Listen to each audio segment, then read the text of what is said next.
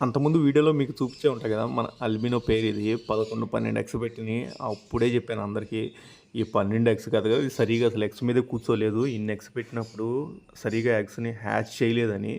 Same అందే. అందులో నేను క్యాండిలింగ్ చేసినప్పుడు ఒక మూడో, నాలుగో ఎగ్స్ తీసేసాను. ఎందుకంటే అందుట్లో గ్రోత్ ఏం కనిపియలేదు నాకు. అంటే అందుట్లో ఎర్రగా ఏమి కనిపియలేదు. అందుకే ఒక 4, 3 తీసేసాను. తీసేసిన తర్వాత మిగతాయి ఉంచాను. ఉంచితే అందుట్లోంచి 4 చిక్స్ వచ్చినియి. 4 చిక్స్‌లో కూడా అవేం చేసిందంటే 2 వాటి కాళ్ళ కింద పడి 2 చచ్చిపోయినాయి. 2 ఉన్నాయి. ఇంకొక 10 డేస్ పట్టిద్ది. వీటిని కూడా బయట తీసేసి హ్యాండ్ ఫీడ్‌కి తీసేసుకుంటాను ఇంకా. ఏదైనా కాక్టైలు అన్ని గుడ్లు పెట్టినప్పుడు సరిగ్గా హ్యాచ్ చేయదు. అన్ని గుడ్లని కిందేసుకొని హ్యాచ్ చేయాలంటే చాలా కష్టం. అప్పుడే అర్థమైంది నాకు. మా నాన్నలందరికీ చెప్పాను కూడా నేను.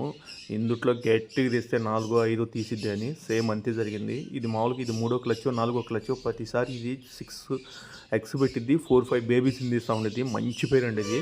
ఇప్పుడు మనం తీసేసిన వెంటనే మళ్ళీ ఇంకో 10 డేస్‌లో, 11 డేస్‌లో అవుతా ఉండిద్ది. మళ్ళీ ఒక 20, 30 డేస్‌లో మళ్ళీ ఎగ్స్ పెట్టడం స్టార్ట్ అయిపోయిద్ది. వీటిలో ఉన్నది ఇది.